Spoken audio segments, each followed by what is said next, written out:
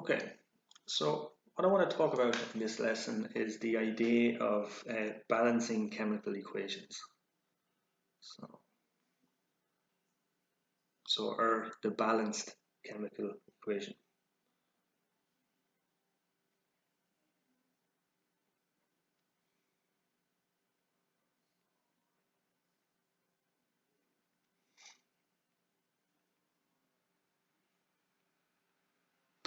So let's think about what that means.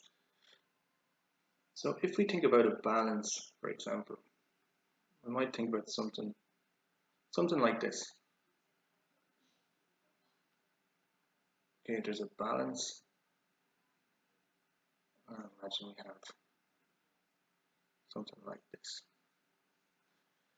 So if we have, let's say, the same weight on each side, what's going to happen is it's going to stay level. Now, if I add one more weight to this side, what's going to happen is this is going to tip over. And that's what we might think of in relation to balance. And now, in order to balance this, I probably need to put another one on this side. So what will happen is these two will balance each other out, and it'll level off. Now, with chemical equations, we can balance them as well.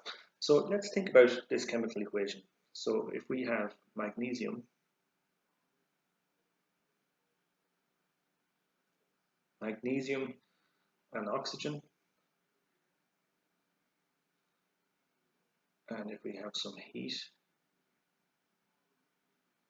we will get what's known as magnesium oxide.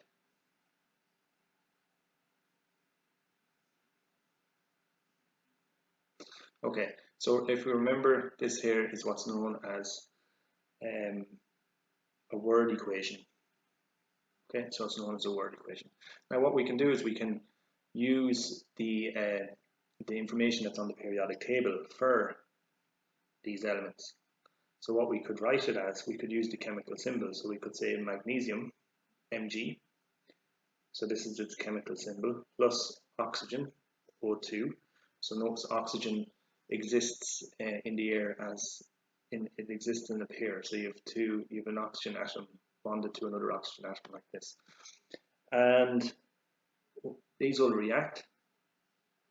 Okay, so you get some heat. And you'll get magnesium oxide, MgO. And then you get a lot of energy. And that energy will be, for example, light. You'll have heat. You'll have sound. Okay, so just a lot of different types of energy will be released. But then you'll get this new product that's formed. So we start off with these. So the stuff that's on the left-hand side, in this case magnesium and oxygen, are known as the reactants, and they react and they change, and you get these what are known as products. So reactants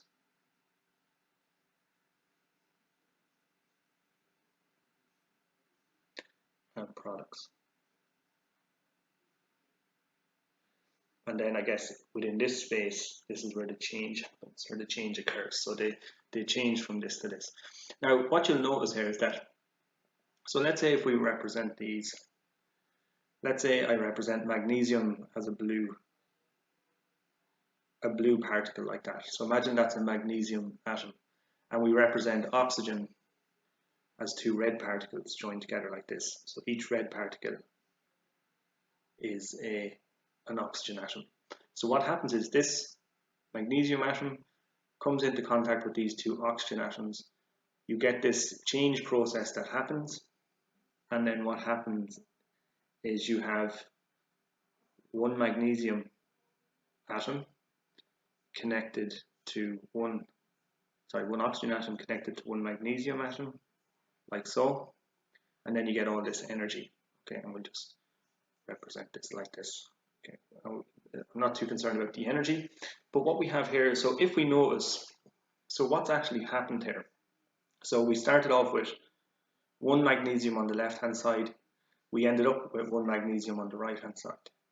If we think about the oxygen, however, we started off with two oxygen atoms on the right-hand side, and we ended up with one oxygen atom on the left-hand sorry, we ended up with, we had 2 oxygen atoms to start off with on the right hand side, and now on the left hand side, should I say, and now on the right hand side we have just 1 oxygen atom. So what happened? So where did this other oxygen atom go?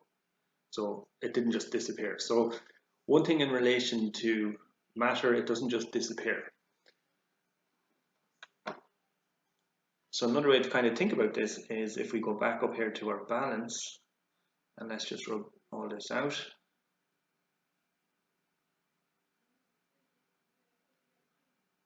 Just rub these out, make space. So essentially we can write it like this, okay? So on this, the left-hand side represents the reactants, and the right-hand side represents the products. So we could say that we have 1 magnesium atom, so we just represent it by blue here, this blue dot. So we've 1 of these magnesium atoms, and we have 2 oxygen atoms like this. Okay. Now when we go over here to the reactant side, we only have 1 magnesium atom and we have 1 oxygen atom. So we can see here now that there's an imbalance. So this is not balanced. So what's going to happen is this balance is going to go down this way. Okay, and this is going to go up here. So this here is what's known as an unbalanced chemical equation. So what we need to do is we need to think about balancing this. So how do we go about balancing this chemical equation? So one of the things that we could do, so we could say, let's put a 2 in front of this. So if I put a 2 in front of this, that means now that there's 2 of these magnesium oxide atoms, okay, or magnesium oxide compounds. So if we do that, let's say, so we're going to end up with another one of these, like so. And I just put a green circle around this just to indicate some of the changes that we're introducing here. So what we notice now is that on this side we have 1 magnesium atom, we have 2 magnesium atoms over here, okay, and then we have 2 oxygen atoms here and we have 2 oxygen atoms here. Now, so the oxygens are balanced, but the magnesium is not balanced, okay? So there's still a little bit of an imbalance that's going on here. Now what we can do, so how can we rectify, what do we need? So we need 2 magnesium atoms on the left hand side to balance this. So what we can actually do then, let me just rub this out, we can put a 2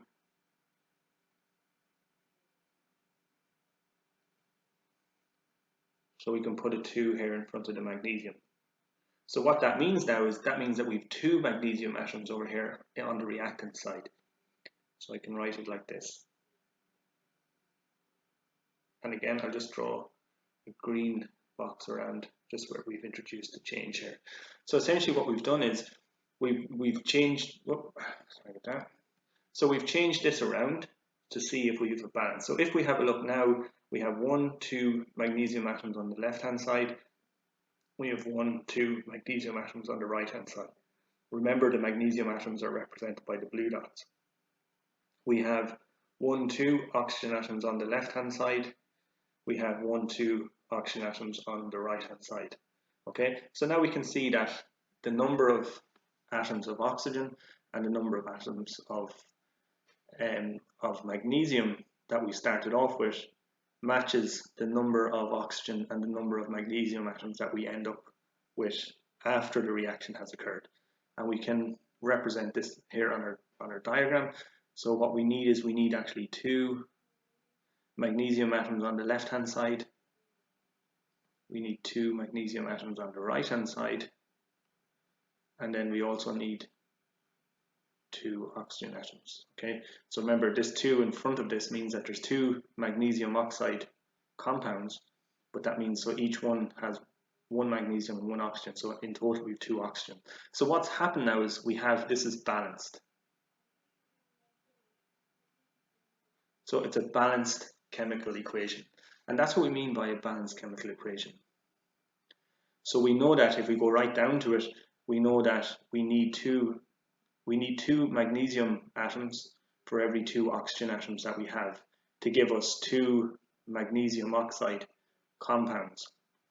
And this is what's known as a balanced equation. So we started off with magnesium plus oxygen gives magnesium oxide energy, and that's just a general description of what happens. But to get more detail and to make it more balanced, what we know now is that the balanced chemical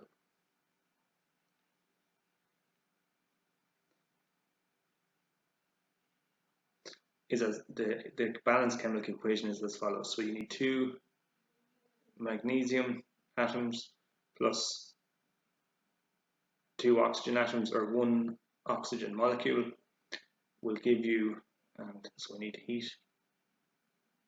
So this is going to give us 2 magnesium oxide compounds and plus your energy. Okay, so that's what we mean by when we're balancing a chemical equation. So this here now is considered a balanced chemical equation. And just to kind of go over just a little bit, just the parts of a chemical equation. Okay, so this indicates, so see the way this arrow here is going from left to right, that indicates that the reaction starts here and it moves in this direction. Okay, so it moves from, on the left hand side we have the reactants, and then on the right hand side we have the products. Here each of these represent, these are the chemical symbols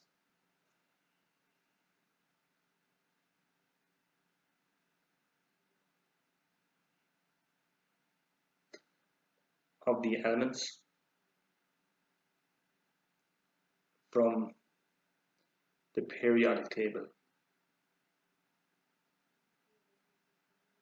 And essentially what this represents is, it represents an atom of the element. Okay, it represents an atom of that element. So this here represents, the Mg represents a magnesium atom. And if we remember, atoms are made up of protons, neutrons, and electrons. The 2 in front here, this 2, means that there are 2. So whatever, if you have a number in front of the chemical symbol like this, that means the quantity of this, the number of atoms that you have. So in this case, we have 2 atoms of magnesium. If we look at this here, this small 2, so sometimes you'll see something like this. So you might see, for example, hydrogen H2. So this small 2 like that indicates that you have, there's 2 atoms of oxygen, but these 2 atoms are connected together. So for example, it's connected like this. You have an oxygen connected to an oxygen. So this is, so you have a 1 in front of this. So that means that we have 1 oxygen molecule, and an oxygen molecule has 2 atoms of oxygen that are bonded together. But this is considered one thing, if you like. Okay, whereas here you just have magnesium atom. And again, so here we have, so this is magnesium. So this means that we have 2 magnesium oxide compounds. So the magnesium and the oxygen are bonded and connected together like that. Okay, so that's just some little bits and pieces that you need to know in relation to this idea of chemical equations. Okay, so when we want to balance a chemical equation, then what we need to do is we need to make sure that the number of atoms of the reactant matches up with the number of atoms that are in the products, like that. Okay, so hopefully that makes sense, and thank you for listening.